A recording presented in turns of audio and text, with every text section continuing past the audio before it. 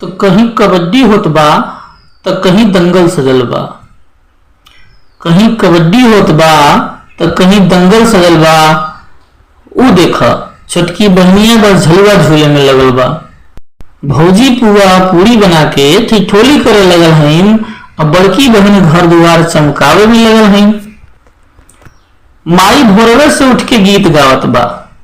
माई भोरवे से उठ के गीत गावत बा और दियनी में लेके नाग देवता के दूध लावा चढ़ावत बा। खुश रहे हमार घर परिवार, नाग देवता से मने मन गोहरावत बा। भगवान विष्णु ने जिनको अपना सिंहासन बनाया है, भगवान विष्णु ने जिनको अपना सिंहासन बनाया है, देवादिदेव महादेव ने जिनको अपना आभूषण बनाकर गले में सजाया है। इस कलयुग में भी हम जिस देवता का साक्षात दर्शन कर पाते हैं वो नाग देवता है, जिन्होंने पूरी धरती को अपने सर पर उठाया है। आप सभी देशवासियों को नाग पंचमी की हार्दिक शुभकामनाएं। नमस्कार दोस्तों, मैं संदीप कुमार विश्वकर्मा स्वागत करता हूं आपका आपके अपने YouTube चैनल द कोर्ट पर। साथियों, आज के वीडियो में मैं आप लोगों को नाग पंचमी से जुड़ी एक पौराणिक कथा सुनाऊंगा। उससे पहले आपने अगर हमारे चैनल को सब्सक्राइब नहीं किया है तो जाके कर लीजिए, ताकि हमारे आने वाले वीडियो के नोटिफिकेशंस आपको मिलते रहें।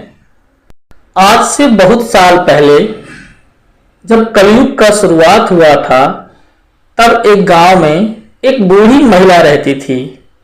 उस महिला के पति तथा बेटी की मृत्यु हो चुकी थी। उसके पास अब सिर्फ एक बेटी और एक गाय बची हुई थी।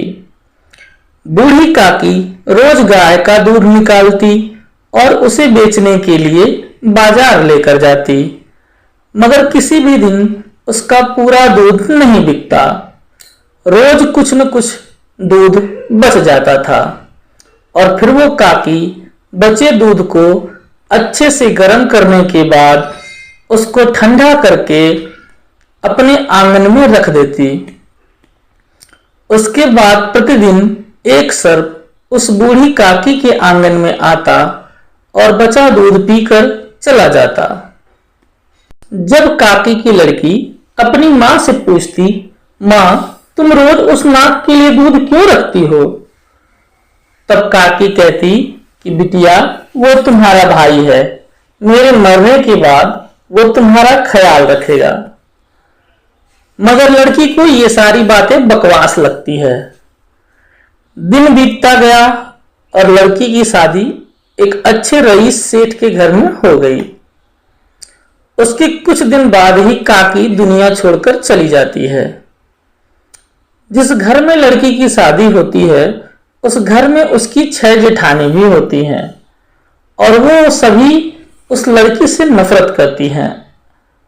मगर सुंदर, सुशील और समझदार होने की वजह से उसके ससुर और उसके पति उसे बहुत मानते हैं। धीरे धीरे दिन बीतता गया और सावन का महीना आ गया। सेठ जी की सभी बड़ी बहुएं खुश थीं, क्योंकि वो अपने मायके जाने वाली थीं, और साथ ही वो छोटी बहू को ताना भी मारती कि तुम कहाँ जाओगी, तुम्हारा तो अब इस दुनिया में कोई नहीं है, तुम्हें तो अब इसी महल में सारी उम्र कैद रहना है।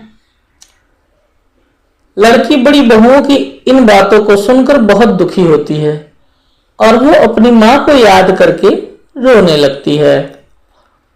तभी उसके सामने वही नाग आ जाता है जिसको उसकी माँ बचपन में दूध पिलाया करती थी। नाग लड़की से कहता है, बहन तुम क्यों रो रही हो? तैयार हो जाओ, मैं तुम्हें लेने आया हूं। लड़की कहती है, भैया तुमको इसके लिए मेरे ससुर जी से अनुमति लेनी होगी। नाग इंसान का रूप धर के सेठ जी के पास पहुंच जाता है और उनको सारी बातें अच्छे से समझाकर अपनी बहन को लेकर नागलोक को चल देता है। लड़की जब नागलोक पहुंचती है तो वहां की चकाचौंध देखकर वह अचंभित रह जाती है।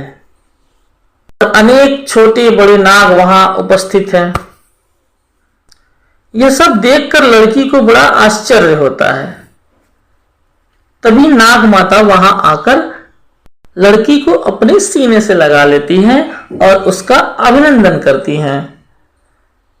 नाग माता नागलोक में अन्य छोटे छोटे नागों को रोज ठंडा करके दूध पीने को देती थी। एक दिन की बात है, नाग माता ने लड़की से कहा कि अपने भाइयों को दूध दे दो पीने के लिए। लड़की छोटे छोटे नागों को एक बर्तन में दूध निकालकर पीने के लिए बुलाती है और जैसे ही नाग उस दूध को पीने जाते हैं, उनका मुंह बुरी तरह से जल जाता है, क्योंकि लड़की दूध को ठंडा करना भूल जाती है और गरम गरम दूध नाग के बच्चों को परोस देती है, जिससे उनका मुंह जल जाता है। अब नाग के बच्चे लड़की से काफी नाराज हो जाते हैं और वो उसे डसने के लिए दौड़ा लेते हैं, मगर बड़े नाग तथा नाग माता के समझाने पर वो उसे छोड़ देते हैं। छोटे नाग उस समय तो मान जाते हैं, मगर उन्होंने मन में ठान लिया था कि वो लड़की को कभी माफ नहीं करेंगे, एक न एक दिन उसे डसेंगे जरूर, और वो हमेशा से उसको डसने का मौका खोजने लगे। इसी बीच सावन खत्म हो जाता है और नाग ढेर सारे गहने और उपहारों के साथ अपनी बहन को उसके घर छोड़ने चल देता है। और नाग अपनी बहन से कहता है कि बहन, अगले साल भी तैयार रहना, मैं आपको लेने आऊंगा। लड़की बहुत खुश हो जाती है और खुशी खुशी अपने घर पहुंच जाती है और सबके साथ घुल मिलकर रहने लगती है। धीरे धीरे 1 साल का समय बीत जाता है और फिर से सावन आ जाता है। इस बार छोटे नाग जो थे वो बड़े हो चुके थे और उन्होंने जिद करके नाग माता से यह अनुमति ले ली थी कि इस बार बहन को लेने वो जाएंगे। छोटे नागों के बहुत जिद करने पर नाग माता ने उन्हें उस लड़की को लाने की अनुमति दे दी। छोटे नाग बहुत खुश हुए और ये सोचकर चल दिए कि रास्ते में ही उस लड़की को डसकर मार डालेंगे। उधर भाइयों के आने की खबर सुनकर लड़की की खुशी का ठिकाना ही नहीं रहता। वो तरह तरह के पकवान बनाती है, नाग रंगोली सजाती है, दूध को अच्छे से पकाकर उसे ठंडा कर कर रख देती है, उसमें लावा भी मिला देती है। वो बहुत खुश होती है। आज वो फिर अपने मायके जाएगी और उसके भाई उसको लेने आ रहे हैं, मगर भाइयों के मन में तो कुछ और ही चल रहा था। खैर, कुछ समय बाद छोटे छोटे नाग लड़की के घर पहुंच जाते हैं। लड़की उनको देखकर बहुत खुश होती है और अनजाने ही उसकी आंखों से खुशी के आंसू टपकने लगते हैं। वो अपने भाइयों को बड़े प्यार से नाग रंगोली के बीच बिठाकर उनको पकवान खिलाती है, ठंडा दूध और लावा भी परोस देती है और अपने हाथों से उनको पंखा भी करती है। लड़की के द्वारा सच्चे दिल से किए गए सत्कार से नागों का दिल पिघल जाता है। उनको यकीन हो जाता है कि उस लड़की ने उनको जानबूझकर नहीं जलाया था, बल्कि वो उससे अनजाने में हो गया था।